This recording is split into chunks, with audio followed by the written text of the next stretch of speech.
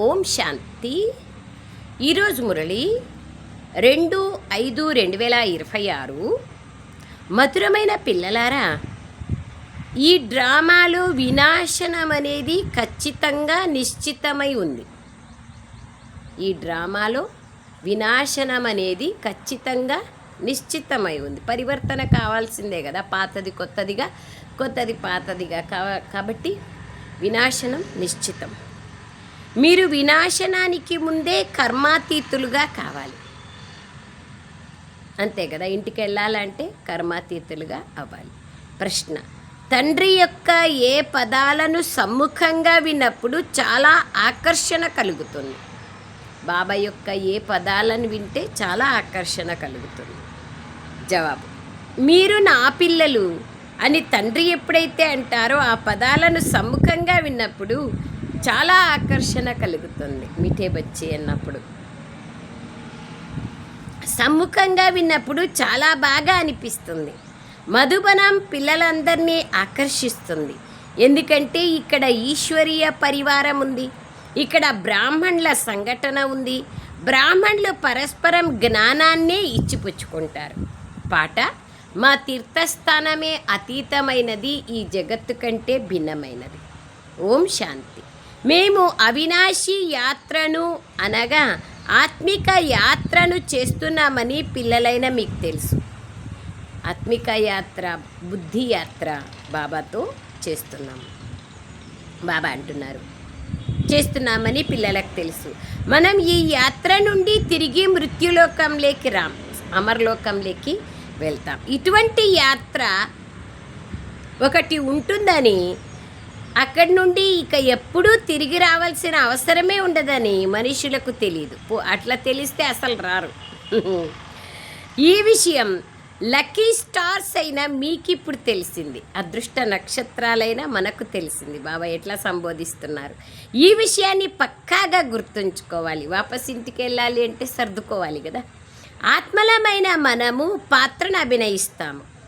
ఆత్మనైన నేను ఈ వస్త్రాన్ని ధరించి పాత్రను అభినయించానని, ఇప్పుడు ఇంటికి వెళ్ళాలని ఆ నాటకంలో ఇలా అనరు. అక్కడ వారు తమని తామే శరీరంగా భావిస్తారు. నేను ఆత్మను ఈ శరీరం అనే వస్త్రాన్ని వదిలి మరొకటి తీసుకుంటాను అని ఇక్కడ పిల్లలైన మీకు జ్ఞానం ఉంది. క్లారిటీగా బాబా మనకు ఆత్మజ్ఞానాన్ని తెలియచేస్తున్నారు. ఇవి 84 జన్మల పాత వస్త్రాలు. వీటిని వదిలి కొత్త ప్రపంచంలో మళ్ళీ కొత్త వస్త్రాలను తీసుకుంటాం. ఈ లక్ష్మీనారాయణులు కొత్త వస్త్రాలను ధరించారు కదా, వారు మీ రాజధానికి చెందిన వారే. మీరు కూడా వెళ్ళి అలాంటి కొత్త దైవీ వస్త్రాలను ధరిస్తారు. శరీరాలను, దేవతల శరీరంలోకి ఆత్మ ప్రవేశిస్తుంది. నిర్గుణుడైన నాలో ఏ గుణాలు లేవు అని ఇక్కడ అంటారు. బాబాయే మళ్ళీ అటువంటి గుణవంతులుగా చేస్తారు. గుణసాగరుడే అటువంటి గుణవంతులుగా చేస్తారు. బాబా అంటున్నారు, నా పాత్ర కూడా ఉంది. నేను వచ్చి మళ్ళీ మిమ్మల్ని నిర్వికారీలుగా చేస్తాను. ఇక్కడ ఇది జీవన బంధన ధామం, ఇది రావణ రాజ్యం. మేము పతితము నుండి పావనంగా, మళ్ళీ పావనము నుండి పతితంగా ఎలా అవుతాము అనేది మీ బుద్ధిలో ఉంది. కలియుగం అంధకారమని పిల్లలైన మీకు తెలుసు. ఇప్పుడు ఇది రావణ రాజ్యం యొక్క అంతిమం. రామరాజ్యం ఇప్పుడు ప్రారంభం కానున్నది. ప్రస్తుతం ఇది సంగమయుగం. కల్పం యొక్క సంగమయుగములోనే బాబా రావాల్సి ఉంటుంది సత్యుగాన్ని చేయడం కోసం. ఇప్పుడు ఇది వినాశ సమయమని మరియు భగవంతుడు స్థాపనార్థంగా ఎక్కడో గుప్తవేషంలో ఉన్నారని ప్రపంచంలోని వారు కూడా అర్థం చేసుకుంటారు. ఇప్పుడు ఆత్మలైన మీరు కూడా గుప్తవేషంలో ఉన్నారు. ఆత్మ వేరు, శరీరం వేరు, రెండు వేరు వేరు కదా. ఇల్లు వేరు, ఇంటి మాలికుడు వేరు, యజమాని వేరు. ఈ మనుష్య శరీరం అనేది గుప్త వేషం వంటిది ఆత్మకి. తండ్రి కూడా ఇందులో రావాల్సి ఉంటుంది. బ్రహ్మ శరీరంలో శరీరాలున్న మనకు తెలియచేయడానికి ఆయన కూడా శరీరాన్ని తీసుకోవాల్సి ఉంటుంది. తండ్రి కూడా ఇందులో ఈ బ్రహ్మ శరీరంలో రావాల్సి ఉంటుంది. మీ శరీరానికి పేరు ఉంది, వారికైతే శరీరమే లేదు బాబాకి. మీరు కూడా ఆత్మలే, బాబా కూడా ఆత్మనే. ఆత్మకు ఆత్మ పట్ల ఇప్పుడు మోహం ఏర్పడింది. ఇతర సాంగత్యాలను వదిలి మీతోనే సాంగత్యాన్ని జోడిస్తానని పాడతారు కూడా. మీరు ఎలాగైతే మోహజిత్తులుగా ఉన్నారో మేము కూడా అలా అవుతాము అంటారు. బాబా వలే మోహజిత్తులుగా. శరీరం లేని బాబా మోహజిత్తుడు, న్యారా ప్యారా. ఆయన సర్వగుణాలకు సాగరుడు. ఆయన వలే మనం అవుతాము. ఆయనలాగా నిర్వికారి, నిరాకారి, అహంకారిగా కావడమే నిర్మోహులుగా కావడం. మేము కూడా అలా అవుతామని అంటారు. బాబా చాలా మోహజిత్తులు. కామచిత్తుపై కూర్చొని కాలిపోయిన పిల్లలైన మనల్ని మనం ఎంతమంది ఉన్నాము? పరంపిత పరమాత్మ రావడం కూడా పాత ప్రపంచాన్ని వినాశం చేయించడానికి వస్తారు. కావున వారికి మోహం ఎలా ఉంటుంది? పతితులు ఎప్పుడైతే వినాశం చెందుతారో అప్పుడు శాంతి యొక్క రాజ్యం ఏర్పడుతుంది. ఈ సమయంలో సుఖమైతే లేనే లేదు. అందరూ తమో ప్రధానులుగా దుఃఖితులుగా అయిపోయారు. ఇది పతిత ప్రపంచం. బాబాయే వచ్చి స్వర్గ స్థాపనం చేస్తున్నారు.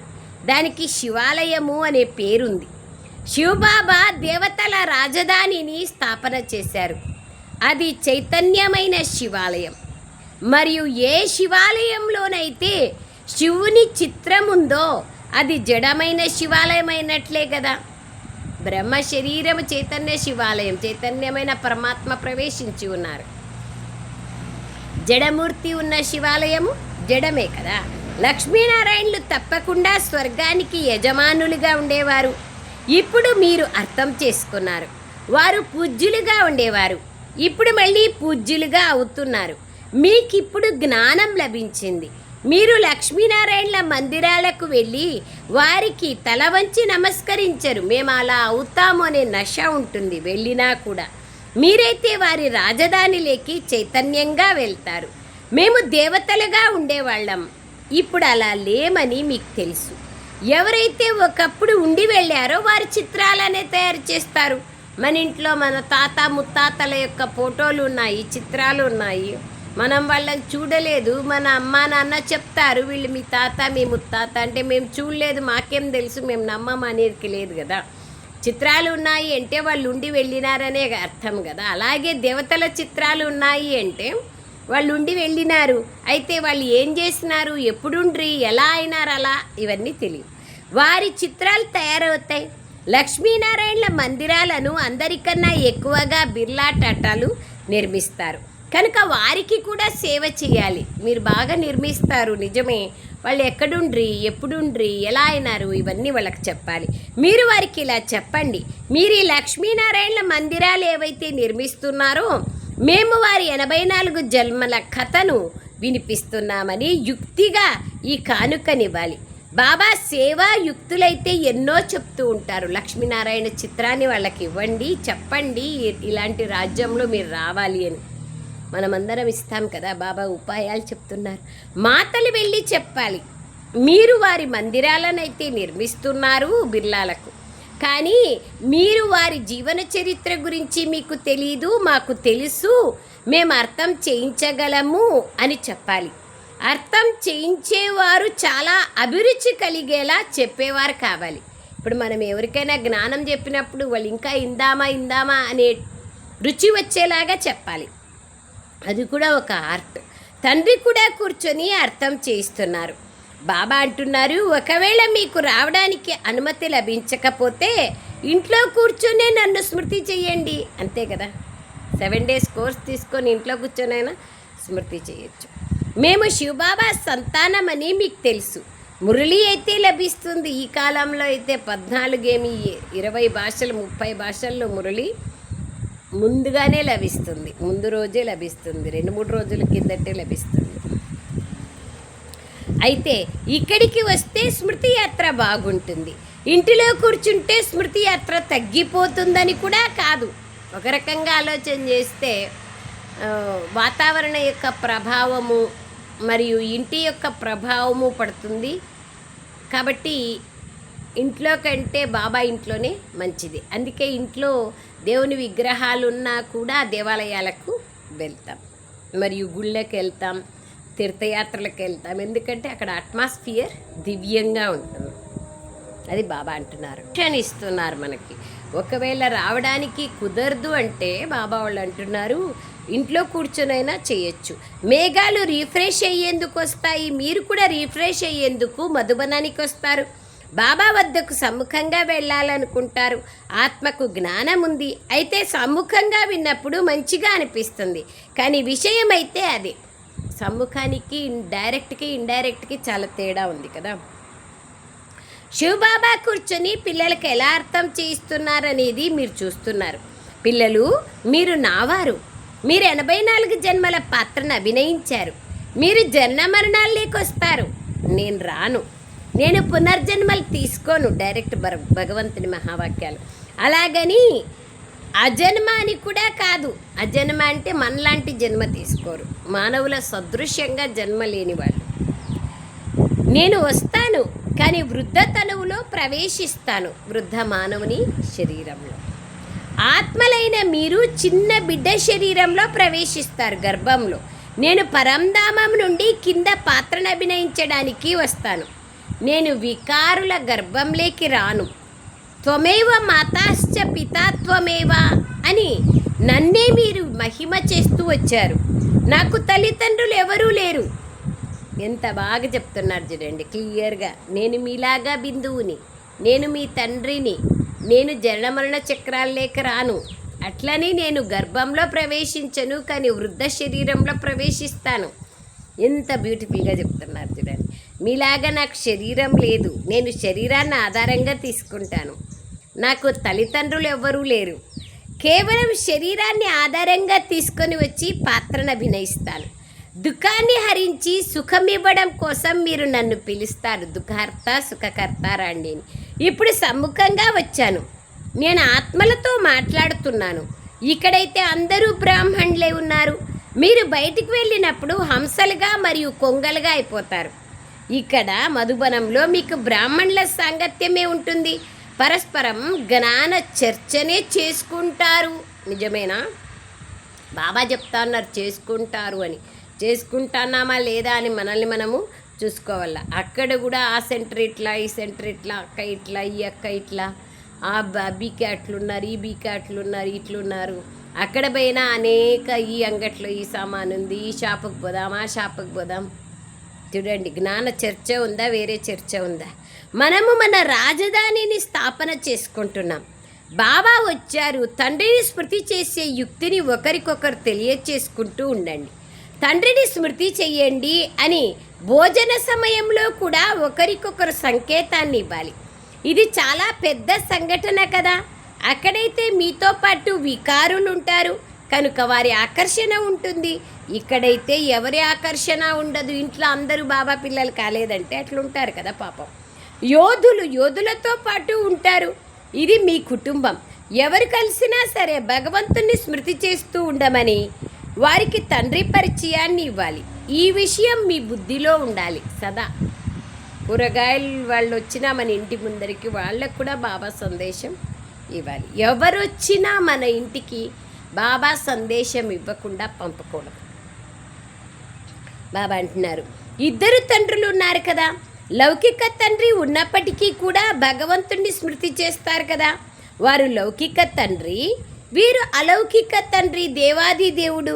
లౌకిక తండ్రిని దేవాది దేవుడు అని అన్నారు. వీరు పారలౌకిక తండ్రి, తప్పకుండా దేవాది దేవుడు. ఆయన నుండి వారసత్వం కూడా లభిస్తుంది. బేహద్ వారసత్వం, బేహద్ తండ్రి నుంచి బేహద్ వారసత్వం. ఈ విధంగా అనేక మందికి జ్ఞానం చెప్తూ ఉండాలి. మీరు బ్రాహ్మణులు కదా, సన్యాసులు కూడా అనేకంగా జ్ఞానం ఇస్తూ ఉంటారు. ఇట్లా సంజీవిని పురుగు బూ అంటూ ఉంటుంది.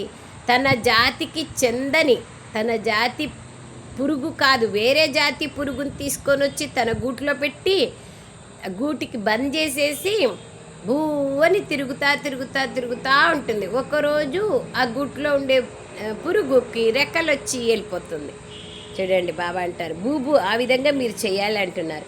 ఈ ప్రపంచం యొక్క సుఖము కాకి ఎంగిలితో సమానము, అల్పకాలికమైంది. ఎంత దుఃఖం ఉంది, లెక్కలేనంత దుఃఖం.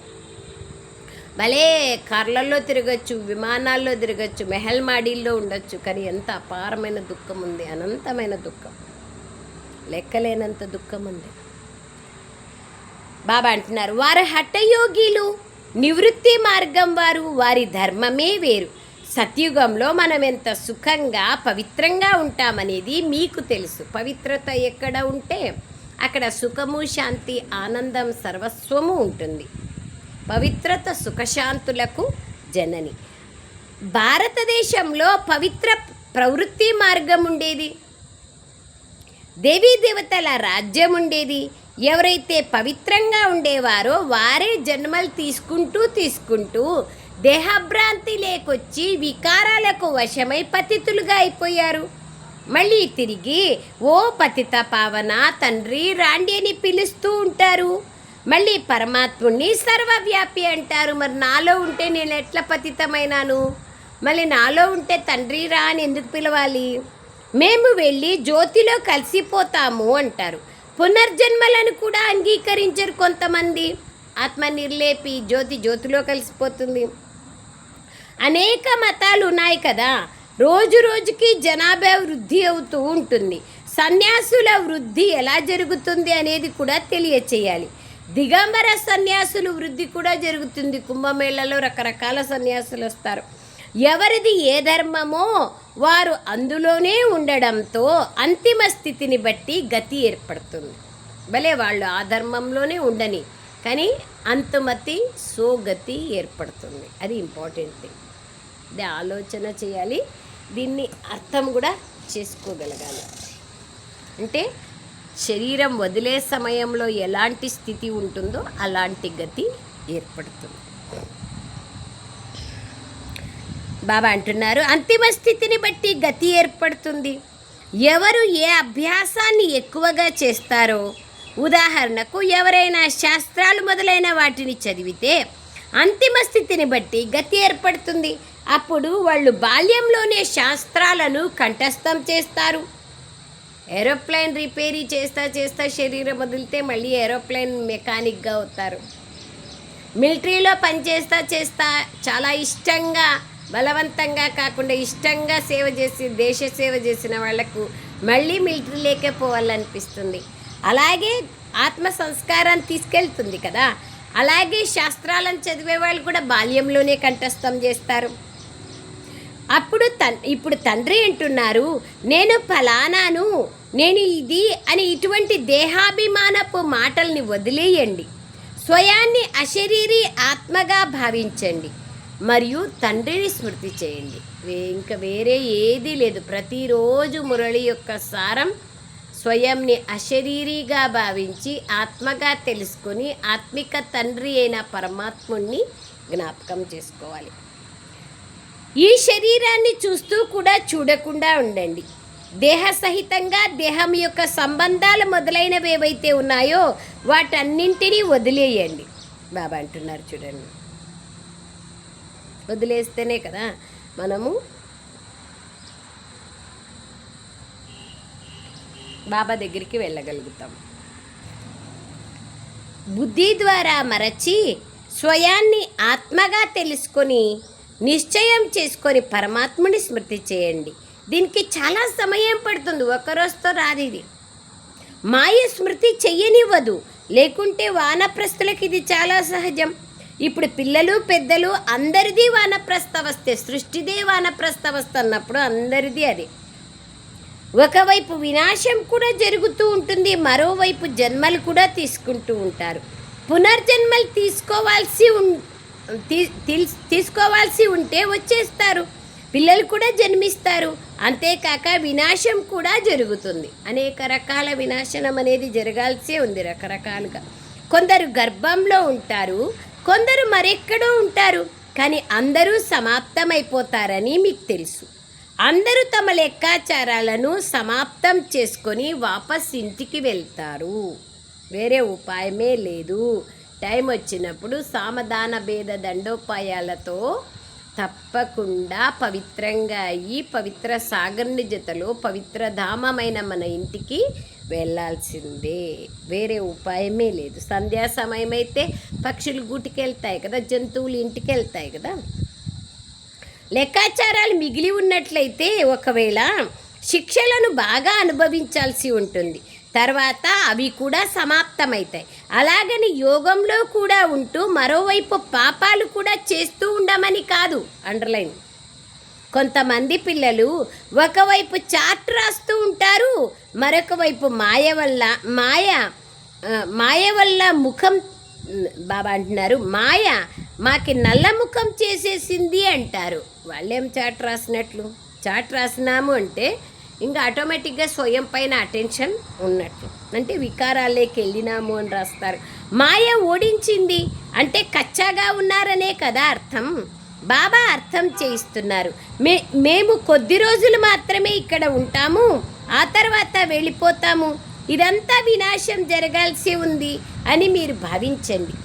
బాబా అంటున్నారు, నన్ను స్మృతి చేస్తే మీ వికర్మలు వినాశం అవుతాయి.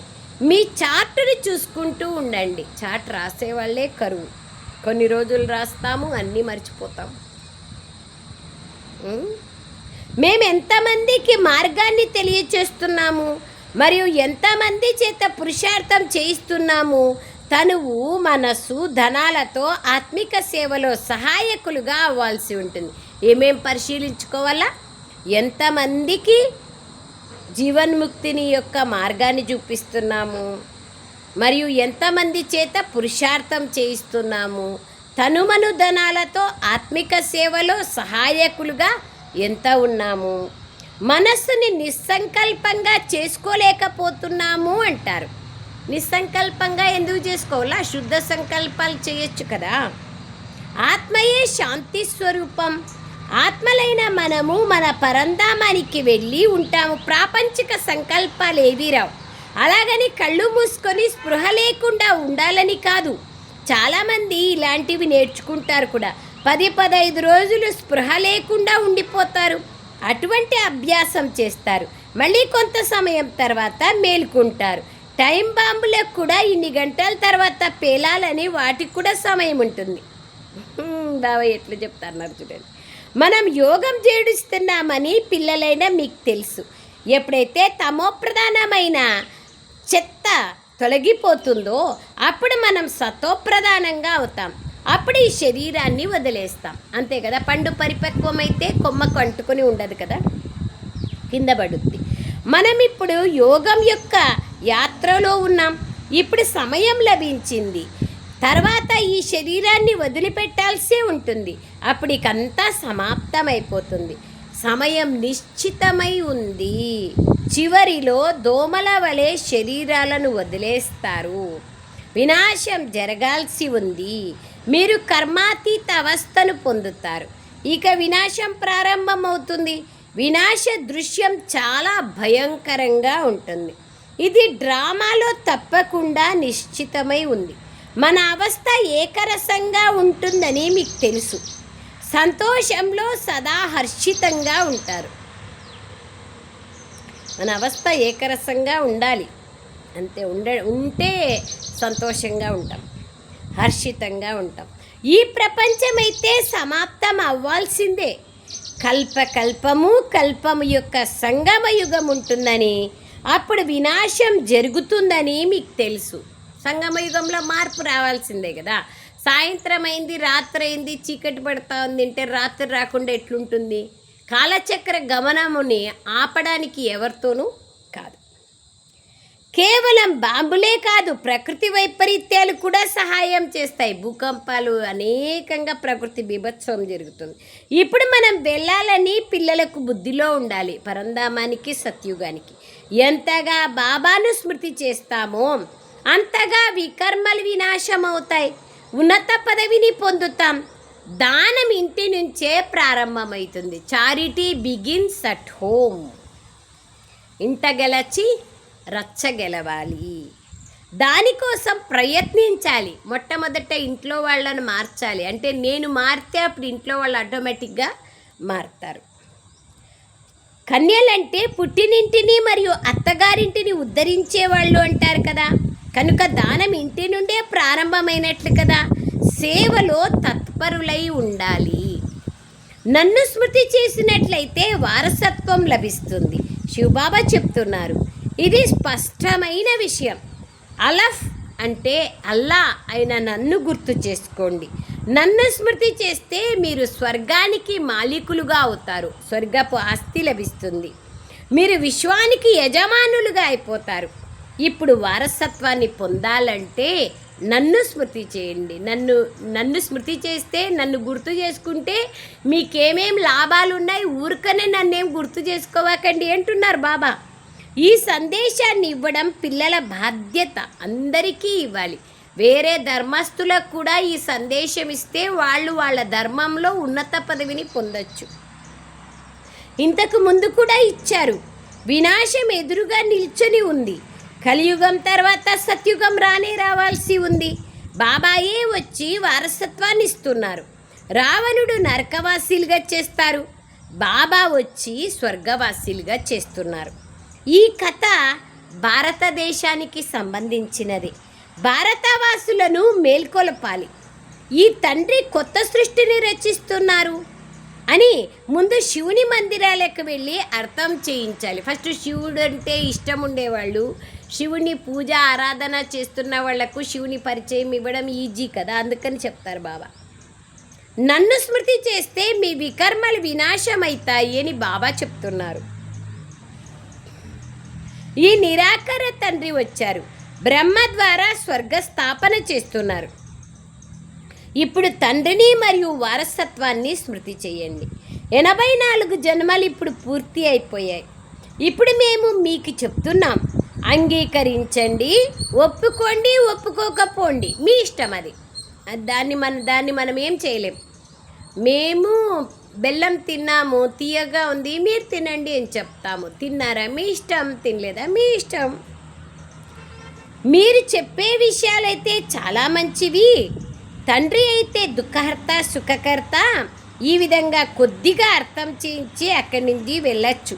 ఇది మీ వ్యాపారం, ఇందులో శ్రమేమీ లేదు.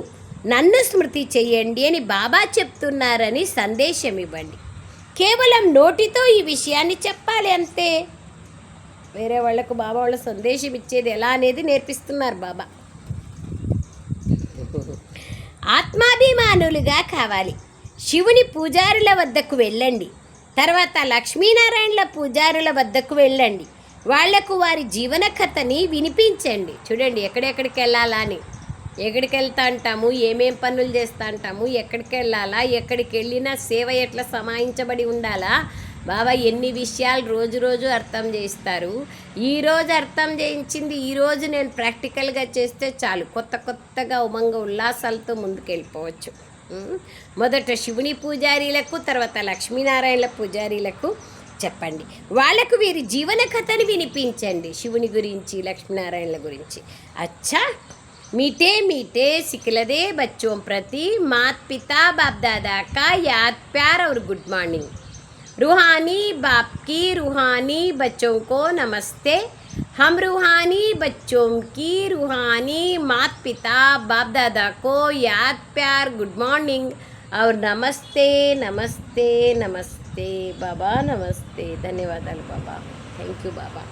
సారా మీ తనువు మనస్సు ధనాలతో ఆత్మిక సేవలో సహయోగిగా కావాలి. అందరికీ బాబా పరిచయాన్నిచ్చి వారసత్వానికి అధికారులుగా చేయాలి. వినాశానికి ముందే కర్మాతీతులుగా అయ్యేందుకు తండ్రి స్మృతిలో ఉండాలి.